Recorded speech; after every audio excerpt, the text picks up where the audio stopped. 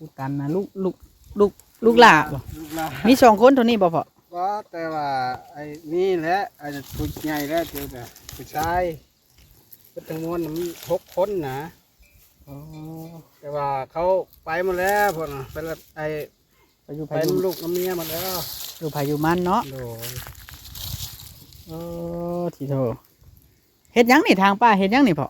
โอ้ยทางป่าไว้อันยอด ฝากติดตามเบาโอลิแหน่เด้อพี่น้องเบิดสุปูสุคนสบายดีพี่น้องสบายดีเด้อพี่น้องเบิดสุปูสุคนเบิดสุหมองสุบอนพี่น้องเปิดภาพขึ้นมาก็อยู่พี่น้องมื้อนี้บ้านจักบ้านหยังพี่น้องเอ้ยยังบ่ฮู้เรื่องอยู่บ้านกกบกนี่แหละตามนี่แหละพี่น้องเอ้ยเนาะมามื้อนี้ก็เมืองอาจจะพังทองบ่หรืออาจจะพอด กำลังท้อง อาจจะพังทองเป็นน้องๆพี่เดี๋ยวเขาจะมาเบิ่งครอบครัวของน้องอึ้งแล้วก็น้องตันเนาะเดี๋ยวนี้จะทางพ่อเพิ่นก็ได้รับข่าวดีเนาะทางด้านนี้ผู้รักผู้ใหญ่เงินมือเขามาช่วยเพิ่นแจ้งมาสิปุ๊กกระต๊อบไม้ให้แล้วก็เป็นเจาะน้ำเจาะในเนาะเพิ่นกำลังเตรียมพื้นที่ไว้ชั้นซะทางพ่อของเพิ่นเนาะได้ไปเบิ่งน้ำกัดพี่น้องป้าอยู่ดอน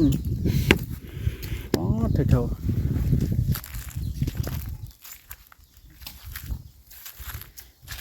เด็กตัดลงแล้วก็เอาไว้เห็ดลักหัวห้างหัวก็ได้สบายดีเด้อพอเด้อสบายดีพออีกอย่างนะชื่อเจ้า ไอ้พออื่นพอตัน พออึ้งบ่ เอา อืมพอตันเลยเนาะผู้ลูกกกเนาะลูกกกบ่ผู้น่ะ กุ๊กผู้อื่น ผู้อึ้งบ่ลูกกก โดย โอ้ผู้ตันนะลูกหลาบ่ ลูกหลาน มีสองคนเท่านี้บ่พอ ก็แต่ว่าไอ้นี่แหละไอ้ผู้ใหญ่แล้วเจอแต่ผู้ชายเป็นทั้งมวลมัน6 คนนะ อ๋อ แต่ว่าเขาไปหมดแล้วพวกน่ะไปละไอ้ ไปอยู่ ไปน้ำลูกน้ำเมียหมดแล้ว อยู่ไผอยู่มันเนาะ โดย โอ้ทีโทเฮ็ดหยังนี่ทางป้าเฮ็ดหยังนี่พ่อ โอ้ยทางป่าไว้อันยอดเทียงทุกเทียง โอ้เพิ่นสิเฮ็ดละเถียงหลังไม้ให้เนาะอยู่ โดย เพิ่นให้เคลียร์พื้นที่ท่าบ่ โดย ก็ดีติเนาะได้รับข่าวดีเลย โดย คือว่าเพิ่นสิเจาะน้ำให้พร้อมบ่ โดย เออเพิ่นสิเจาะน้ำให้พร้อมว่าซั่นซะพี่น้องเคลียร์พื้นที่เจาะน้ำมันจะแพงบ่แถวนี้พ่อ เรื่องว่าเลย เขตนี่นะมันแต่ละเขตบ่คือกันหั้นนะ เออ ว่ามันแล้วแต่ความลึกความไกลเนาะ แม่นแหละแต่พ่อกับโบเคยโบได้เสียงถามเขาจะคิดเท่าไหร่กันแน่แต่ว่าเจาะช่างเนี่ยก็พ่อกับโบฮู้ตัว มาอยู่พี่เนี่ย3 ปีแล้วบ่นี่ โลก เออ แต่ว่าเที่ยวไปเที่ยวมาเมื่อบ้านทางอยู่ฟรีได้ส่วนมาก โดยสบายดีเด้ โด อย สบายดี โดย พออึ้ง พอน้องอึ้ง โดย อืม อ๋อทางป่า ฮ้อนบ่เข้าห่มได้กันฮ้อน เอาเขาดีแล้ว มันใครจะดอกเนาะมันหนาวอยู่ หนาวอยู่สบาย เออ อันนี้นี่เป็นที่หน้าของพ่อแม่ตะกี้บ่ โดย ที่จะได้ ที่ให้ที่นะพ่อแม่เพิ่นแบ่งให้บ่ แต่ว่าแบ่งกับแม่นก็แบ่งกับแม่นมันนี่ก็ ยังบ่ได้แบ่งกันบ่ แต่แบ่งแล้วแต่แบ่งแต่ว่ามันแบบลักษณะว่ามันบ่แม่นที่ตกของพ่อนะอยู่นี่นะ โอ้ แต่ของพ่อนะโอ้ยไกล อืม มันอยู่ไกลนั่นน่ะแหละมาเป็นที่ปักเช่าอยู่นี่อ่า โอ้ มูลทั้งนี้มูลทั้งเมียหรือมูลทั้งเจ้าทั้ง มุนทั้งคอยทั้งพ่อ เอ โอ้ แต่มุนกับบ่หลวงบ่หลายแล้วพ่อแม่ปันให้กับมันไปน้องก็มันลงหลายคน ของเจ้าน่ะมันตกอยู่ไกล อยู่ไกลนะ โดยเลยมาขออยู่ขอเช่าอยู่นี้ โดย เป็นแนวไรจังได้ออกมาแต่บ้านอันบ้านหยังก็เจะอยู่ตะกี้เมืองอาจจะพรบ่ โด เมือง ย เป็นแนวไรคือได้กลับมาอยู่ที่บ้าน บ่ไอ้นะแบบว่าอยู่พุ่นก็มันบ่มีที่แล้วเฮ็ดหยังทำหยังก็มันบ่ได้คือว่าแล้วเฮาไปตามแบบทุกอย่างเนาะ อืม ไปเลยคือว่าแล้วมันให้หน้าตะกร้ากับมันบ่หลายคือหมู่แล้ว อืมเฮ็ดหยังก็บ่ได้บ่ง่ายๆจ้ะเนาะ โดย บ่กุ้มบ่หุ้ม โดย บ่พอกิน โดย เอ มาพี่ก็ช่วยเพิ่นกินไปแล้ว มาพี่ก็ได้เฮาอาศัยเฮ็ดน้ำเพิ่นช่วยเพิ่นคือเก่า โดย หากแต่ว่าเพราะว่ามีบ่งเฮ็ด โดย อืม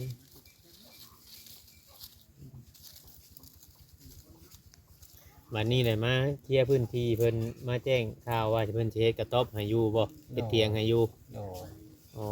แล้วก็ได้เคลียร์พื้นที่ตรงนี้ โดย ในทั้งเงินเจ้าของดินเจ้าของหยังเพิ่นนี่ได้เพิ่นว่า แต่ว่าเจ้าของดินเพิ่นก็ล้มน้ำเพิ่นแล้วเพิ่นว่า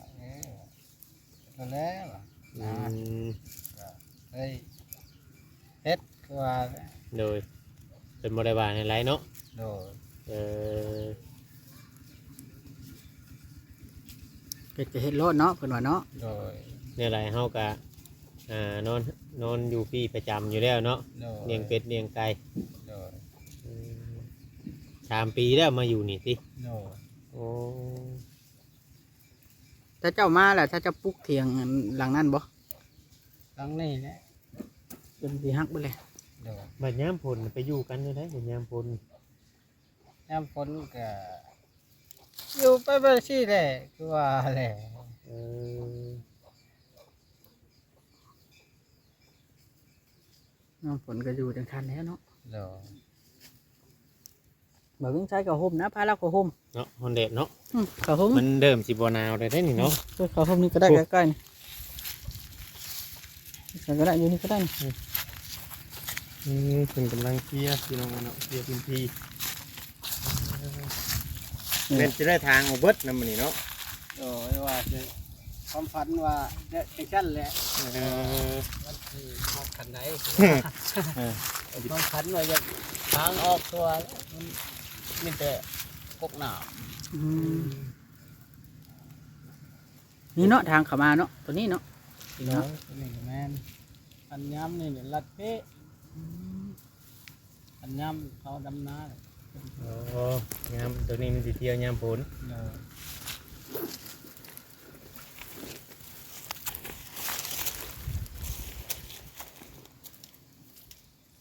อยู่ไปนี่เฮ็ดให้เห็นหน้าบ่อยู่จังได๋อยู่เฮ็ดให้เฮ็ดหน้าบ่อยู่ อยู่เฮ็ดให้เฮ็ดหน้านะแต่พ่นก็เฮ็ดแต่ว่ามันบ่หลายหน้าดำช่องซ้ำที่อันที่ให้ นาอยู่บ้านนั่นนะ โด โอ้หางเมื่อเฮ็ดอยู่ ก็เมื่อเฮ็ด อ๋อ แต่ว่านี่ก็ซ้ำว่าเที่ยวไปเที่ยวมาก็ว่าแม่นคันว่าได้เมื่อแล้วก็ได้นอนคือว่าแล้วนอน อืม น้ำคืนชีคืนบ่หรือว่ามีเวียกมีงานก็ได้เมื่อคือว่าแล้วน้องเขาบอกให้แล้วก็เมื่อ โอ้ก็เป็นเวียกเป็นงานก็ฮอดกันเนาะ โดยอันที่ว่าเคยอยู่พุ่นนะก็แม่นมันทุกอย่างก็บ่หลายอย่างแบบภาระหลายเลยครับแต่ว่าพื้นเฮาดังพื้นดังไผเนาะก็บ่มีอีหยังนะ อย่าพูดนะ ว่าโดมีแต่ชื่อทั้งนั้นโลดเดี๋ยวมันบ่มีเนาะมันก็ อันนี้ยังว่าพอได้ตัดเอาแบบนี้เฮ็ด โด คืนเฮ็ด ย หยังเนาะ โดย เออ อยู่พุ่นโอ้ยมันลำบากแฮงแต่พี่ก็ลำบากอยู่หักแต่ว่าเฮาก็พอหาได้ง่ายๆว่าง่ายๆจ้ะ ชีวิตหลักๆนี่แต่ละมื้อนี่เฮาแบบว่าเฮาหาอยู่หากินแนวหาแบบไร หลักๆก็นี่แหละการกบการเครียดก็พอได้กินอยู่ได้ อืม แถวเมืองแถวหนองก็เจ้าน่ะมัน หานั่นหานี่กินว่าจันจะหา โด ของ ย ป่ากิน โดยคันอยู่บ้านเพิ่นก็คือว่าทั้งหมดเลยมีแต่หาก็มีแต่ใช้เงินคือว่าแล้วมัน ใช้ชื่อเป็นหลักอยู่เนาะ นั่นแหละ มันได้บ่ แม่น มันเลยแบบว่าหาได้ก็แม่นเบิดโดด โดย บ่อยากเพียงพอ โดย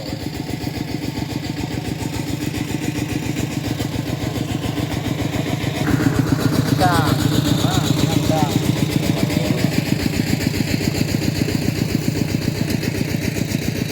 แกเอาบ่อน้ำมากิน น้ำน่ะมีแต่ค่อยๆพอนี่นะมีแต่หาตักน้ำมันนี่แหละน้ำเหมืองน้ำไฟเขานี่แหละ ชุมเจ้านี่กินน้ำหน้อง โดย อ๋อ แล้วก็คุดช่างคุดหยังใกล้แคมมันน้ำมันนั่นมัน ให้ ก็ชึมออกไปกินไปตามมันนั่นแหละ เอ อัน อ นี้เขาจะเอาไปแก่เอาไก่นี่ฮะ อืมแถวนี้มันบ่มีคนเจาะบาดอกบาลานบ่เจาะน้ำก๊อกบ่ ก็มีอยู่เถียงผู้เถียงลุม แห่งไกลติ ก็ปกไก่ไปได้เถียงลุมก็เจาะ เจาะไรอยู่เนาะ โดย โอ้มาเจ้าสิเจาะนี่ต้องไปเตรียมน้ำไว้ได้นี่เนาะ โดยเด้เตรียมไว้แล้วเป็นช่างให้ตั้งน้ำไว้แล้ว อืม แล้วก็เลยเมื่อวานนี่ก็เลยตั้งมาไว้ โอ้ แต่ มื้อใดเพิ่นสิมาเจาะบัด ก็บ่ฮู้อีก ยังบ่ฮู้เนาะ ว่มื้อใดก็มี แต่ว่าเพิ่นบอกให้เตรียมไว้ เพิ่นบอกว่าเตรียมตั้งน้ำใส่ถังใส่หยังไว้ เออ ก็บ่ฮู้ว่ามื้อใดเป็นว่าสิได้มาเจาะให้ก็ สีเบิดน้ำหลายอยู่ได้ อยู่โคกแบบนี้คอยว่า แม่น ช่วงสินานถึงใช่เนาะ แม่นเลย แถวนี้นะมันเป็นพื้นที่ที่สูงเน้น แม่นเลยแต่เขาขุดช่างขุดหยังก็โอ้ยน้ำอึดเด้ แถวนี้บ่ โดด โอ้ ขุดช่างขุดหยังแบบว่าเฮาตักกินตักหยังนี่ก็โอ้ยน้ำนี่มัน น้ำนองที่พากันใช้นี่ใช้ฮ้อนเดือนนะ ประมาณเบิ่งเดือน3 เดือน 4นี่ก็ เบิด แล้ว เดือน เดือน4 จะไปกินน้ำอยู่ใช้บัด ก็มีแต่ไปเรื่อยๆคือว่าแล้วไปหน้อง น้องตัวใดยังน่ะไปเอาน้องนัด โดย โอ้ ทั้งเตือกับน้องทั้งบ้านนี้เตือกับน้องทั้งบ้านพุ่นแล้วไปเรื่อยๆคือว่าแล้วน้ ต้องใช้น้ำแบบประหยัดนะยามแดงนี่เนาะ โดย มันแดงคักๆนะ แต่ช่วงนี้ยังใครได้ยังแบบว่าน้องยังอยากใกล้ได้ว่าบัดเชียงน้อยแล้วโอ้ยลำบากยังไกลไปไกลไป ดีใจบ่เพิ่นมาบอกข่าว ดีใจแล้ว ดีใจได้เนาะ โดย คิดว่าจะได้เนาะ โดย ทำไมเฮ็ดเองหรือว่าอันนั้นนี่ก็จะเคืองใดได้บ่คิดอยู่บ่ว่าสิเปลี่ยนเทียงใหม่คิดอยู่บ่ แต่เมื่อก่อนก็บ่คิดยังบ่ได้เลยว่าสิได้เปลี่ยน เออ สิได้เปลี่ยนเทียงใหม่ ตอนมาแรกๆเจ้าก็ย้ายลงไปนอนอยู่หันแล้วบอกกับเมียนี่ บ่ ฮะ แต่นอนอยู่นี่มาแรกก็นอนอยู่เตียงนี้ นอนอยู่เสียง โดยแต่มาถึงปัจจุบันนี่ก็ช่วง ปีนี่ก็เทียงมันก็บ่ได้แล้วมันหับน้ำหนักบ่ได้เลย มันเริ่มปวกเริ่มหยังขึ้น โดย เริ่มเซเริ่มหยังแล้วมันก็เลยตัดสินใจลงไปปลุกอยู่หันแต่นอนอยู่รุมพี่บัดนี้เนาะ อใลุม ปีที่แล้วนี่อยู่กันแบบไรบ่หนาวบ่ปีนี้ยังวันมันบ่ได้หนาวปานใดได้ปี หนาวแหละ หนาวแหละหนาวเด้อ ทีนี้มันบ่ค่อยหนาวปีนี้ ปีนี้ธรรมดา โดย ปีนี้เนาะ โดย พออยู่ยังที่ว่านั่นเด้อหนาวกันปลุกลูกปลุกเต้ามาสู่ชีวิตใหม่อยู่พี่ โดย ลูกก็จำเป็นต้องได้ออกของทำเฮียนเนาะ โดย บ่ได้เฮียนเลย บ่ได้เย็น เงินคำกับแก้วก็ทำเสียหามากับพอได้ซื้อเขาวซื้อน้ำพอได้จุนเจือในครอบครัว พอแต่ยุกยาในครอบครัวซื่อ เมื่อที่ได้หลวงหลายๆก็จักสีนั่นหลักๆแล้วเขาเจ้าหาเงินกันในไรแถวนี่มันนี่บอก บางคนก็ผู้ใดมีเนื้อที่เนาะพื้นที่หลายก็มันคือว่าแหละปลูกมันปลูกนี่แหละ โอ้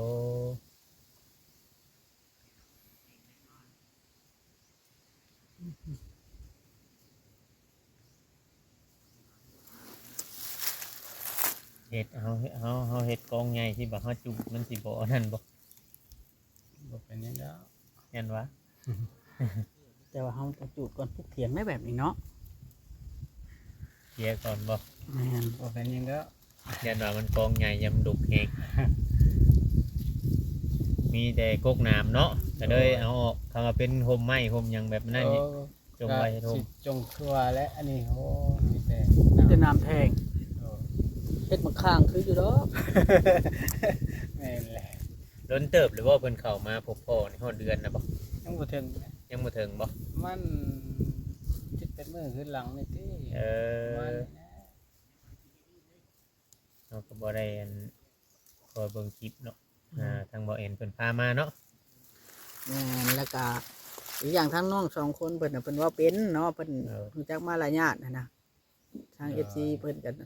น่าจะมักด้วยความน่ารักของน้องเพิ่นหั่นน่ะ เออ สองคนเรียนก็บ่ได้เข้าโรงเรียนเนาะออกแต่น้อย ก็น้อย จบป .5 แล้วออกบ่แต่ละคน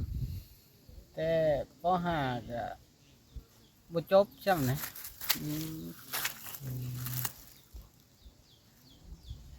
มาพี่แบบมันไกลเด้เนาะ ไกลแหละ ไกลได้บัดใหญ่มาพี่เด้คำว่าแบบ แต่คือผู้เอื้อยนี่ก็วันนี้เนื่องจากไปห้องใหญ่แล้วบ้านนี้มันยากแล้วบ้านนี้รถล้างพาหนะก็บ่มีใช้เนาะแล้วก็จำเป็นได้ออกคือว่า โอ้ แต่อยู่ใกล้นี่ก็นี่ย่างไปเข้า โอ้ ไกลแล้วก็อยู่จำเป็นแล้วบ้านนี้มัน เจ้ามีลูกจักคนเจ้า มี4 คน มี4คน โด โอ้บัด2คนไปใช่ไหม 2 คนไปน้ำลูกน้ำเมียมแล้ว เพิ่นได้ลูกได้เมียแล้ว โด ผู้ชายเพิ่นเนาะ โด ผู้หญิง2ผู้ชาย2 โด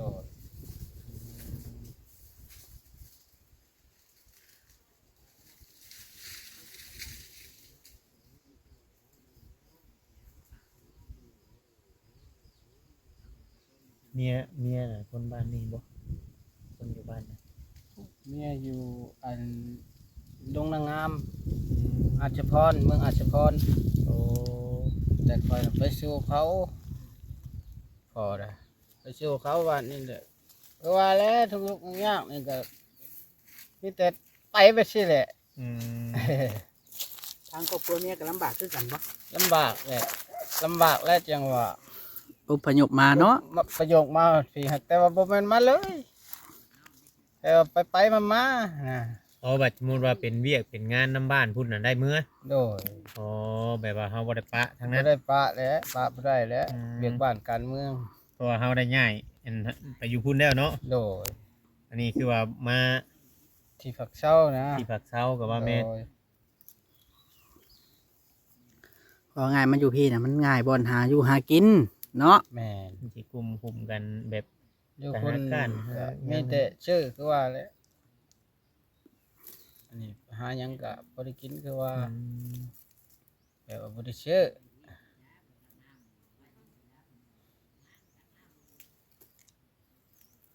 ดีใจน้ำดีใจน้ำเนาะได้กระต๊อบไม้ได้เถียงไม้ได้น้ำได้ในก็เบาบางไปดอกบัดนี้ โดย ส่วนพักได้เจ้าบ่น่ะ บ่สวนมกเพชรเขาเจ้า พูดละได้น้ำได้ในปลูกหยังก็ง่ายดอกบัดนี้ แม่น ปลูกหยังก็พอได้กินมะพริกมะเขือ โดย ถึงบ่ได้ขายก็เพราะบ่ได้ซื้อเนาะ โดย ก็ดีกว่า โดย ทั้งแม่ไปใช้นี่แม่เพิ่นน่ะ ทั้งพ่อแม่เพิ่นอันเขาหาไปอันกินงัวกินควายอยู่บ้าน แบบว่า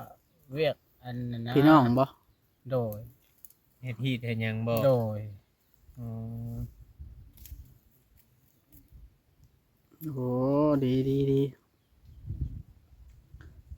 ผู้เพิ่นมาแจ้งข่าวดีนะบ่าวหยังนะ บ่แก้วบ่ เอาแก้วบ่ โดย บ่แก้วเราเป็นคนแถวนี้เป็นคนบ้านบกนี่บ่บ้านเนี่ย บ้านเมียแล้วบ้านกบกนี่ อ๋อเรามาเอาเมียอยู่พี่เนาะ โดย เออ จำพ่อแล้วเราพอดีมาพบพ่อได้เจ้าเนาะ โดย ได้ถ่ายทำเอาเจ้า แล้วก็มีผู้รักผู้ใหญ่เบิ่งเห็นพี่น้องก็ยินดีนํทางทีมงานเฮา ดี กับ ใจนำเนาะ แม่น ดีใจน้ำเพิ่นน้องเนาะถ้าว่าอยู่ ยูทูบเบอร์ได้เข้ามาได้ครับบางสิ่งบางอย่างก็อาจจะดีขึ้นไปเรื่อยๆน้องหลายช่องเนาะทางเขาบ่เตียงก็เข้ามาได้มื้อน่ะเนาะ โดย เขาบ่เตียงเขาบ่ดี โดย ทั้งพ่อนี่ก็ถือว่าดูมันได้เนาะเตรียมการตั้งแต่เมื่อวานบ่นี่ แต่เมื่อวานนี่ เออ เกียร์พื้นที่ไว้คิดว่าจะเจาะอยู่วงไหน คิดว่าสิเจาะนี่แหละ แถวลุ่ม แถว นี่ แถว บ่ ลุ่มแถว แถวนี้ ถึง เกียร์เทียงบ่แถวถึง โดย อ๋อ นี่แหละจุดหลักๆคือว่าแถวนี่แหละเถียงน้ำสิเจาะอยู่ทั้งถังขึ้นมานี่แหละประมาณว่ากะว่านะ แม่นแหละ ครับแต่ว่าจักสิมีน้ำบ่หรือบ่คือว่าและคำพันว่าอยากเจาะใช้นี่แหละแถวนี้แหละ ให้เพิ่นมาเบิ่งก่อนเนาะ โดย จักมันสิได้อยู่วงใดได้น้ำเนี่ยมันเกือ ก็ยังบ่แน่บ่นอน จะบ่ได้ตามเป้าเฮา โดย เอามีแต่ว่าจะให้เพิ่นเฮ็ดเวียกได้เบาดี แม่ เกียร์พื้นที่ได้เนาะ แม่น เดี๋ยวเราสิได้โฟโต้ก่อนบัดนี้ เพราะว่าเพิ่นบอกว่านั่นเด้เนาะให้เคลียร์พื้นที่ท่าจักเพิ่นเพิ่นมายังบ่แล้วเลยมันเสียเวลาได้เนาะ แม่น เอาโอเคเด้อพ่อเด้อจังไดก็สู้ต่อไปชีวิต ต่อไปเป็นกำลังใจให้สบาย เด้ ดี อ เด้อ สบายดี น้องเอ้ยเป็น